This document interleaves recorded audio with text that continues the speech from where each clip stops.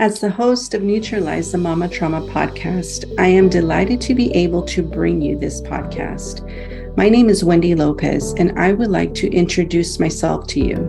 I specialize in helping people overcome their emotional blocks through different techniques, through emotional empowerment coaching and compassionate healing light facilitation. As a mom who has experienced narcissistic trauma, I help moms eradicate self-doubt in order to regain self-confidence to elevate their status both at home and at work. In our podcast, we discuss people's struggles, triumphs, and failures. We dive deeper into self-love, self-compassion, self-acceptance, and mindful, holistic tips. In every episode, I hope that you can take a golden nugget of advice and apply it to the journey of motherhood in order to raise your level of awareness. Welcome to Neutralize the Mama Trauma podcast, where you find healing and creative mental thought advice from experts on past pain, narcissistic experiences, and trauma. Today, we have a special guest. Her name is Vanessa Wallace. Vanessa Wallace is an emotional well-being psychotherapist and coach who has over 30 years has experience of working with people in the mental health field. She has trained as a cognitive behavior therapist in 2003 and worked in the prison system for many years. She has since managed addiction treatment centers and believes strongly in the power of group work for recovery. In 2017, Vanessa set up her business running 3-day residential retreats for anxiety and depression using the Rebel method, which comes from all of her experience, both personal and in her work life. The Rebel method is a proven and transformational method to help people recover from anxiety and depression and live with peace of mind.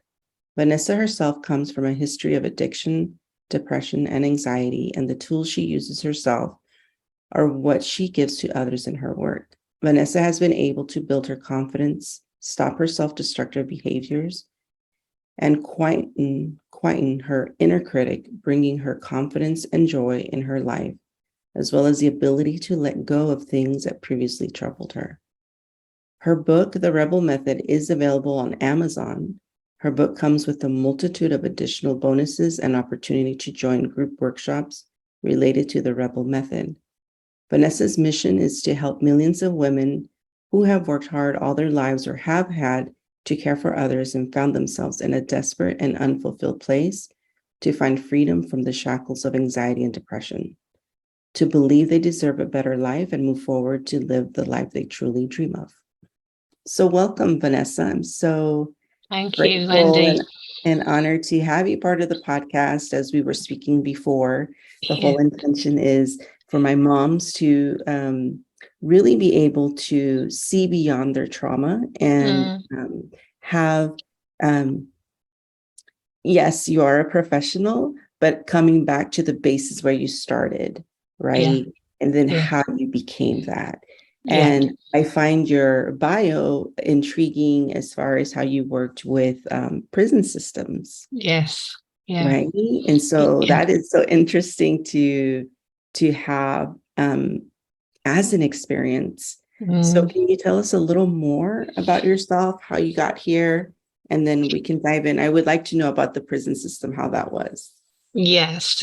Can I come to that in a minute? If I go back and answer your question about how I got here, and also referring to being a mum myself, which isn't actually in my bio that you read out there, but I am a mum. I have 3 adult children now and 2 grandchildren, and my granddaughters are my life. I love them to bits, and thankfully I'm able to rightly or wrongly live what I maybe wasn't able to live with my 3 children due to my difficulties as a mum when I was a first-time round mum. And I had my first child quite young. I was 21 years old.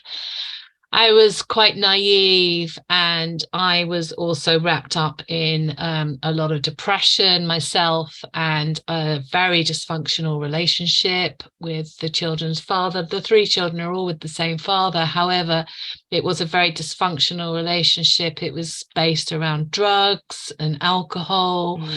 And we lived in chaos a lot of the time. The children sometimes didn't go to school.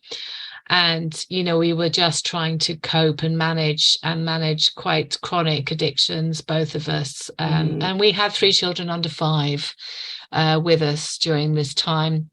And, I feel very blessed, and I don't know whether it would be better for my children, but, social services weren't involved.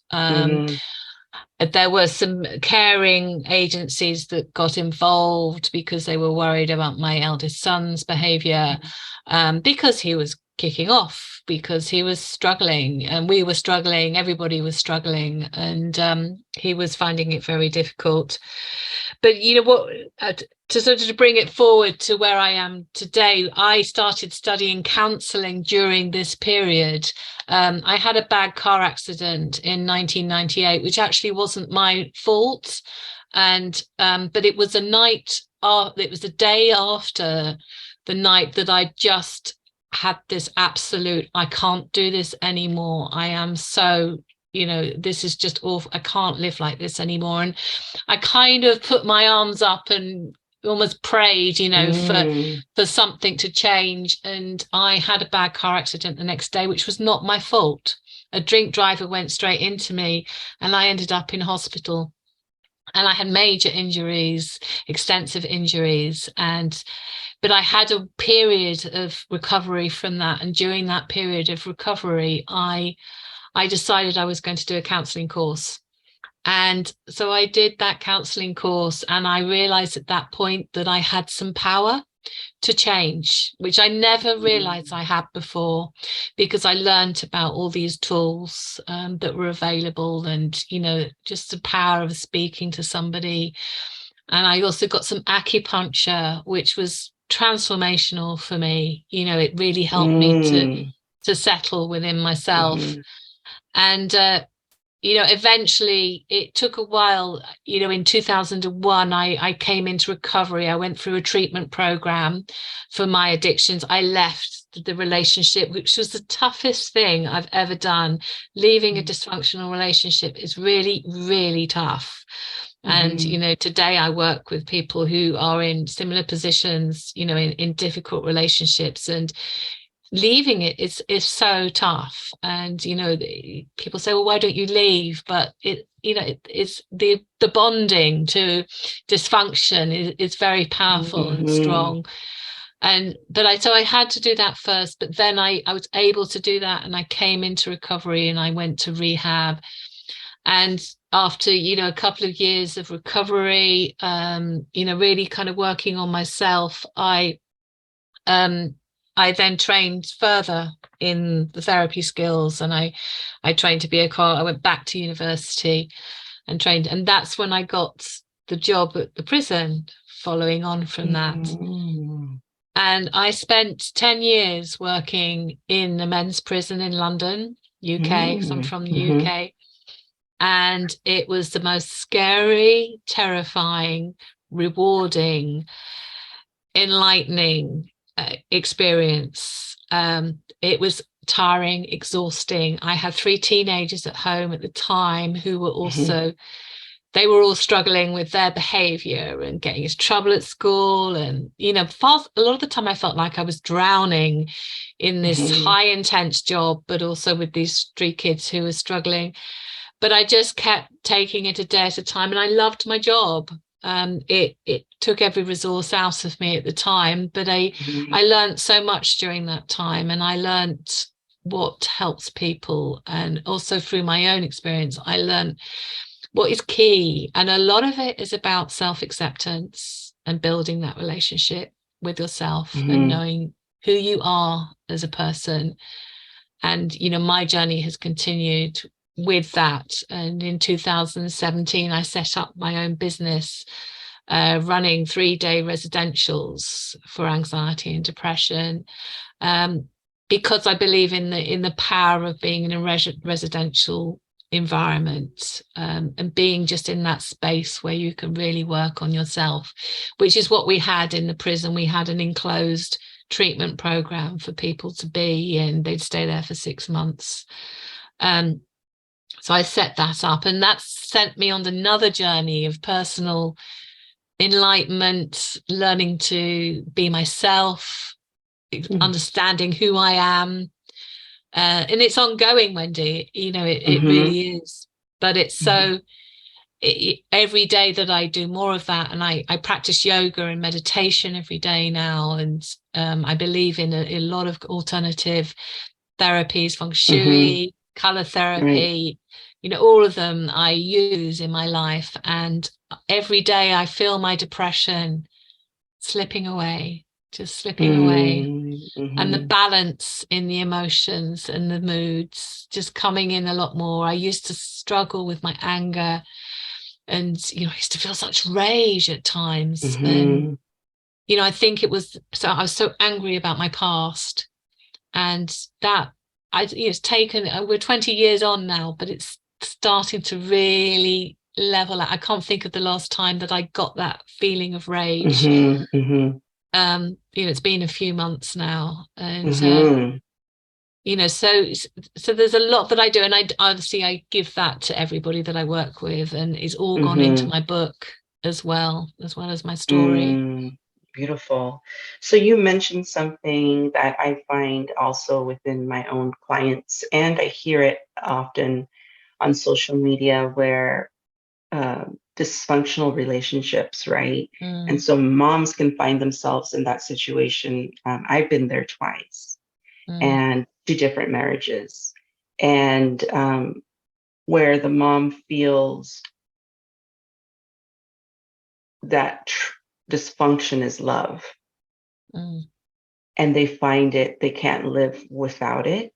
Like, they know have some type of awareness that it's not good, that they need to leave. It's harming their light, their soul, their human being, who they are, and it's harming the children. What do you suggest, either for them to have in their mind something that they can go back to be able to follow through with the decision for themselves to move forward, versus, it goes back to that trauma bonding? What is something that they can have in a thought or a feeling of them moving beyond that, to be able to stick to that decision for themselves? Yeah. I mean, it's a really difficult question to answer there, Wendy. You've really kind of given me a task there. But I just want to share something that was said to me, which really helped me, because all the time that I was in treatment for my addiction, I was waiting for him to turn up on the door and take me away and rescue me. And that feeling was with me for a very long time. He wasn't able, because he was quite chaotic as well, so he wasn't able to turn up on the doorstep, which in a way went on my favor. But if he had, I probably would have left and gone with him. So yes, right. I felt very lucky and blessed that I had that distance. And one thing that I have noticed, I'm going to give my experience first. My experience is that people said to me, on a good day, do it for yourself, and on a bad day, do it for your kids. Because sometimes I think it's so hard for us to do it for ourselves, because the self-esteem is so low. So you don't feel valuable enough to do something for yourself.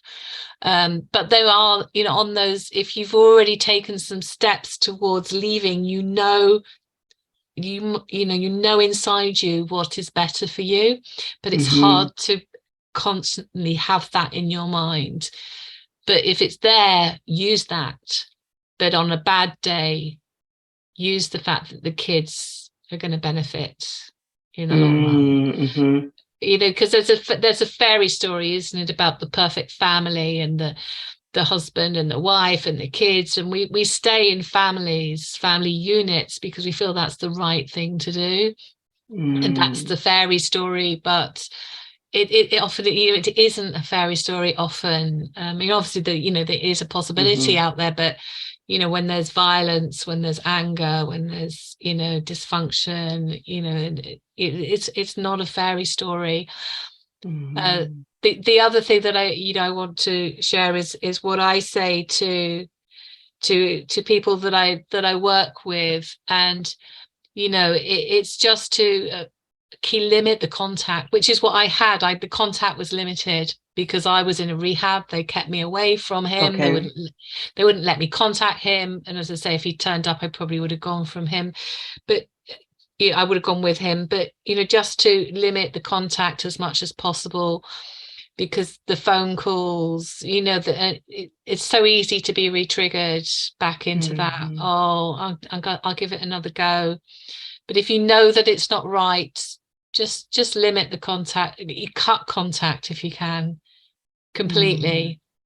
You know, and get support with that. You know, have a friend around you who you can call when you want to ring them, and you know, whatever it is, for whatever reason you want to contact. And you mentioned something about the rescuing, and it seems like the waiting. What do you think women are waiting for? Great question. Because that's what I see. It's just, I'm not sure, like it's the fairy tale that you said, that you mentioned, but there is a sense of the woman waiting for a change, but there is no change coming. So what is it that we're waiting for? Yeah. I mean, in a way, it's, and I don't want this to sound wrong, but it's kind of like a sort of fix. It's going to fix, I'm going to fix him, or I'm going to fix me, or something is going, you know, there's going to be something that's going to be one. It's a feeling, isn't it? It's like, I'm going to feel good again. Because when you're in a abusive relationship, or a difficult relationship, there's the good times which feel so good, and then there's the bad times that feel so bad. So you become stuck in that really good, and you're looking for that. Oh, next time it will be better. Oh, it'll be okay the next time, and we're almost looking for that fix. Maybe the first time that you fell in love with them, or you know, that first feeling, or you know, when they were nice to you, because that's all part of, if we're talking about narcissism here, we're talking about the love bombing, where somebody's showered with gifts when things are good. That feels really good, and then you know, the other side of it comes in, the not such good stuff. And that sounds, it rings true. It resonates with me as far as that looking. Like, it's so interesting, right? So there's something in the subconscious going on there, because it's looking for that first feeling that you mentioned, looking for whatever that firstness. So it could be that it takes us back into looking for that. So it's kind of like I see it like a waiting room. Right. And we're kind of stuck there. And that's what I want to help moms realize, to move away from the waiting room, because there's nothing there. And like you mentioned yourself, if you hadn't had that space in the rehab where, you know, there was no contact, but you thinking if he did, he's coming to rescue you. Yeah, absolutely. Right. So that goes, and I just want to honor that space where we go as women, because I really feel that women are magical. Yeah. And it's that little girl in us that has that magical thinking, and we think that it's going to magically change, when this is actually a lesson for us to grow from. Yes. Yeah, absolutely. Right. Yeah. And so if we move from that, and as you progressed in yours, right, and then you even wrote a book, and then you do, I saw that you do 3-day retreats, and you mentioned about, group recovery, then you're able to have all this beauty because you did stick to your decision and you did move forward. Yeah. And one of the things that you mentioned was self-acceptance. Yeah. And I think that plays a huge role to accept yourself where you are at. Yeah. Yeah. Where you are at, right? Yeah. Yeah, absolutely. Yeah.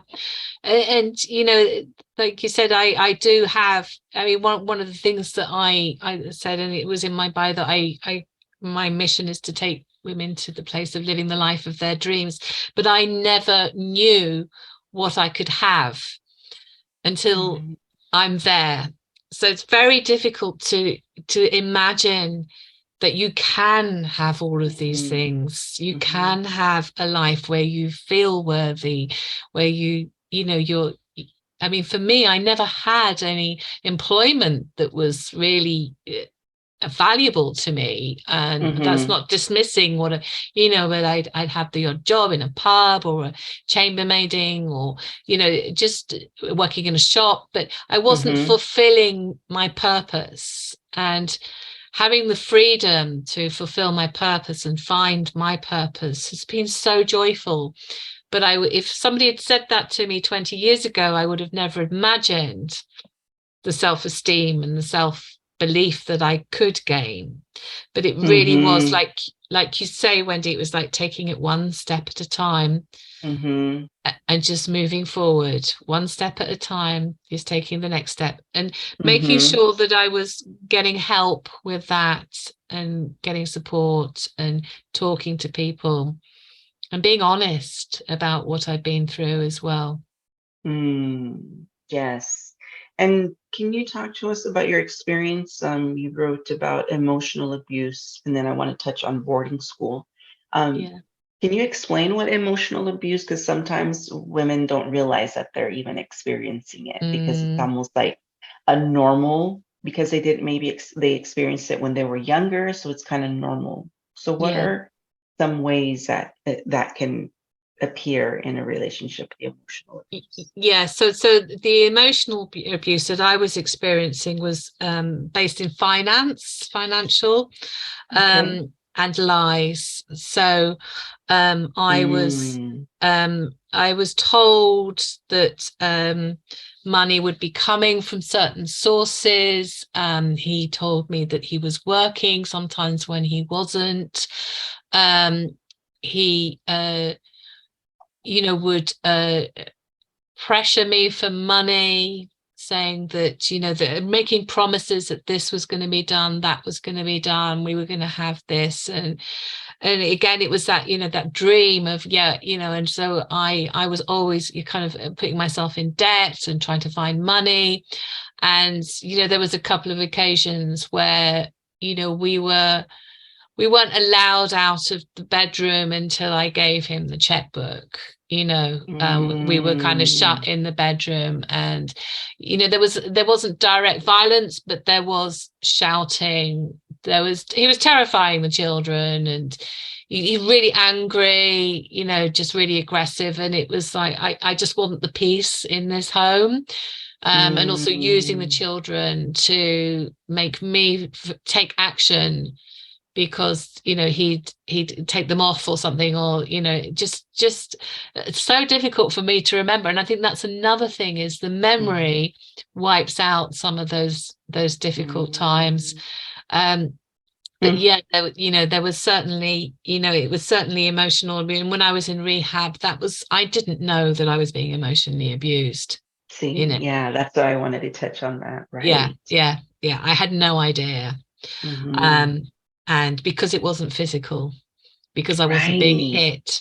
Yeah, because it kind of, people, if you hear somebody's been put in hospital, and that's like, yeah, that is abuse. But the manipulation, the lies, the control, control of what I did, taking the car off and not coming back for days, leaving me at home with the children with no car, when we lived a long way. We lived like 2.5 miles from the nearest shop, so it wasn't, I couldn't walk to, and so I'd have to go to my neighbors and get a lift to the shop. So just being deprived a lot of the time of the resources that I needed for myself. Yeah, that's true. Deprived of resources, right? So we don't think of those things. And in my experience, it's been in one of my marriages. I remember I went to the church pastor and I explained to him that I was having these issues with my husband. His first question was if I had been physically hurt. And I said no. Yeah. And as soon as I said no, he really dismissed everything else. Yeah. And that's what I want to tell moms. Don't dismiss that, because any disrespect is abuse, actually. Yeah, absolutely. Right? Because when someone's disrespecting you, that is already entanglement of some type of mental dysfunction that they're using as manipulation to make you feel any less. Yeah, absolutely. And so that's why I want to be able to hone in on that. Emotional abuse is just as important as physical abuse. The only thing that's different is it's apparent. Yeah, absolutely. And I think, that one of the biggest things that I experience, and as I see that with people that I work with, is that being told that you're imagining things. When something's true, you're trying to challenge that, and you're saying, no, I know this is true, I saw this happen. And no, you're imagining things, you're going crazy, what's the matter with you? I've done this and that for you, and just that. And then you start to doubt yourself. And for me, it was really hard to trust anybody when I came out of that relationship, because I didn't know whether what people were saying would be true or not true. It really affected my ability to have an intimate relationship with anyone. Yeah. And I love what you said about imagining, and then that creates doubt. Right. And so that can also sway you off of your decision. Yeah. Absolutely. Right? Because if you've experienced doubt, then it's when you make a decision, then you're going to doubt yourself on your decision. Yeah. Right. Oh, yes. And can you tell us about the boarding school? Boarding school I went there when I was 9 years old, and my parents were older. They were in their 40s when I was born. And there was a lot of money. My mother had mental health issues. She was very depressed. So they believed, right or wrong, that it was the best thing for me to go to boarding school.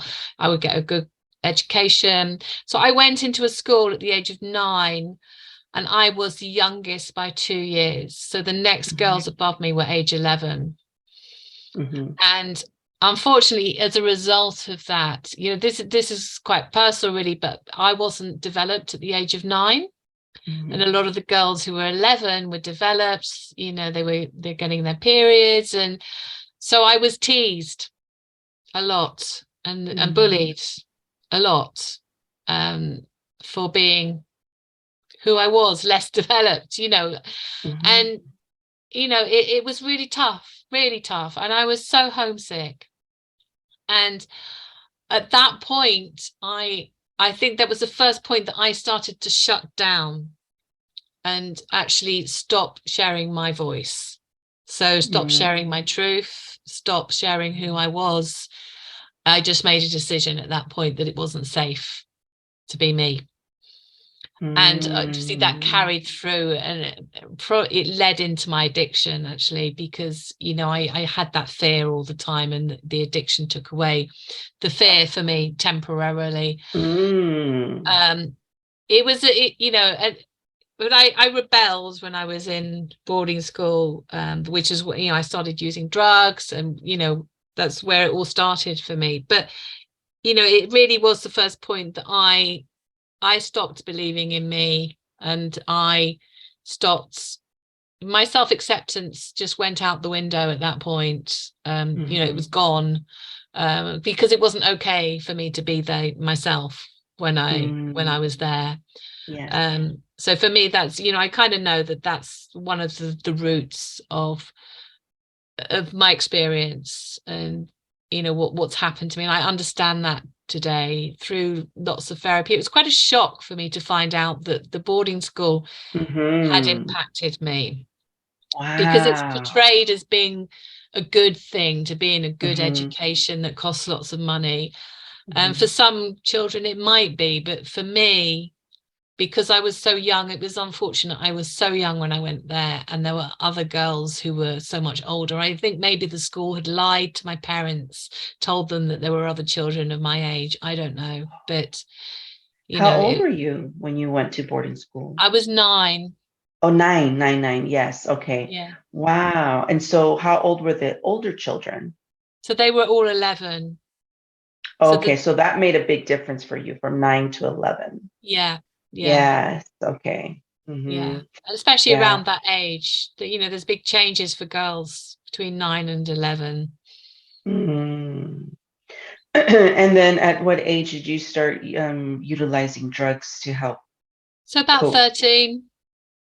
Because what we used to do, there used to be these weekends which were called exeat weekends, and you'd go away to either your family, or you know, you could go away with a friend. And because my parents were so much older, I was like, oh, I don't want to go home. So I would go with friends, and at about 13, 14, my parents were happy for me to go with friends, but often those friends had older sisters, and I was introduced to drugs through an older sister of one of my friends. And we went to a concert in London, and you know, we saw some crazy bands, you know, like Madness and Style Council, and you know, we had a great fun. And then we went to the pub, and there was marijuana joints being handed around, and I was only 13. And I was so sick that day. But for some reason, it felt good, which is so bizarre, you know. But I carried on, and we carried on at school. Nobody was watching at school. You know, we didn't have parenting really there. We were neglected, really. There was a lot of kids who had eating disorders, and there was a few of us who would use the drugs and drink alcohol in the dormitories. So, you know, at that point, it became my life. It became my lifestyle. Wow. And I don't think anyone would think that, right? No. Right? Yeah. Oh my goodness. And how long did that drug addiction coping mechanism, did you have that? So probably in total of 20 years. So I've been 20 years I was using, you know, and 20 years I've been in recovery. I went into treatment when I was 32. And yeah, I had my 33rd birthday in treatment. So I went into treatment in the January. My birthday was in the March. I was 33. So yeah, and I'm 54 now. So it's, you know, it was 20 years and it progressed from cannabis and alcohol in school to amphetamines out of school. And it was always linked to my boyfriends. You know, I'd always go out with boyfriends who were into drugs. So it became amphetamines, and then that eventually moved on to heroin. By the time I was 23, I was addicted to heroin, and that went on for 10 years. And that was pretty miserable, because by that point I had the 3 children. Yeah. Wow. Thank you for sharing. I really appreciate your realness and rawness. And I feel this is so important to go in a little deep, right? For the realism, right? Because it's, and this is what I want to show, that it wasn't all success. It wasn't all success. And this is where we all start from. Yeah. And going back to, you said something about,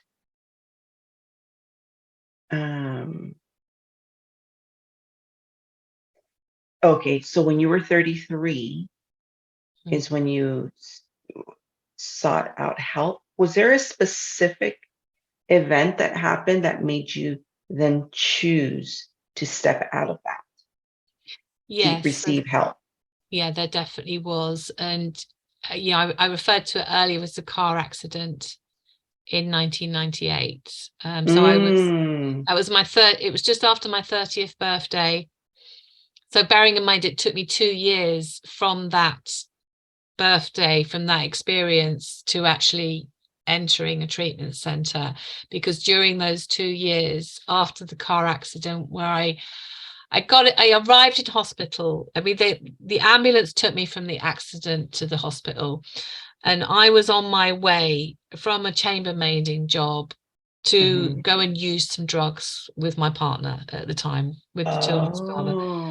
And I obviously didn't get there. I didn't get home because I had the accident, and I ended up in hospital, and I had a chronic opiate addiction. And so they gave me the morphine that they give you when you have a bad accident. However, the next day, when they said, okay, we're going to bring the morphine down, I was like, it's going to be really tricky because I'm addicted. So I had to tell someone. And it was the first time that I told anybody that I had an addiction. And so that's when they then started to get me some help. So they said, okay, we're going to put you on a methadone program. We're going to, get you some acupuncture and put you in contact with an agency. So I then was referred to an agency, and I had to go every week for counseling. So I was forced into that position. Yes. Oh my gosh. I'm so glad we're touching this, because so it was from the accident that you were forced to come clean for yourself. Yeah. And from being able to come clean, they were able to provide you the assistance to start weaning you off, receive holistic therapy through acupuncture. Yeah. And then that set you out on wow, that's amazing, because that was like a major reroute for you. Absolutely. And and we don't want to get to that point. We don't want anybody to have to get to that point. But this is the beautiful example of how, if we're not sticking to our decision, there can be circumstances that can make you. And so we want to go, no, where stick to your decision, work on it. Yeah, right. Absolutely. And it's just a more healthier way, even though it might not seem healthier, but that's amazing how that happened for you. Yeah. And of course, I saw a lady for 2 years who helped me. I saw her every week, and eventually, because we kept trying to bring me down off the medication and, for me to detox. But I had 3 children at home who were 8, 6, 7, and 8.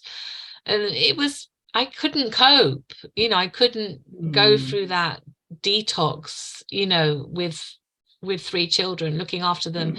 By that point, I was pretty well a single parent. And, I said, I can't do this anymore. And she said, well, let's get you to a rehab. So that, and I left my partner during that time, and I had the support of that worker to stay consistent with that. I wasn't hugely consistent. I'd go back to him, and, I had that real attachment to him because he was a dealer with the drugs. So it was really difficult. But definitely that was my point. And during that time, I also did the counseling course, and that gave me the realization that I could change and I could help myself. And I had always had a desire to help other people. That was with me from a young age. I was always someone who cared for other people. I always helped other girls at school. I was a caretaker, and I've always had that desire. My first degree was in psychology, so I was very interested in psychology, how the brain works, and how emotions work. So to do the counseling was, yes, natural for me, but it helped me more than it helped anybody else. Yes, but helping me helped me to help other people. Right. And I love, I just had like a little epiphany of helping yourself and helping them, but it was a simultaneous way of working. And sometimes we need that to keep, it's kind of like a cord pulling yourself forward, right? And that goes back with when we have like a servant heart where we want to serve, but we need to serve ourselves first. And so that's like simultaneous healing between you and then helping the client. And I feel that's even a greater reward versus going on a healing journey on yourself, because you're fulfilling. You said before that you like to help women to feel fulfilled. For you, this was very fulfilling as well. Because you were able to do both. Absolutely. It fills my heart. There's something, there's an energy that comes from that, being able to give back. And, yes, whatever and way that is feels too, right?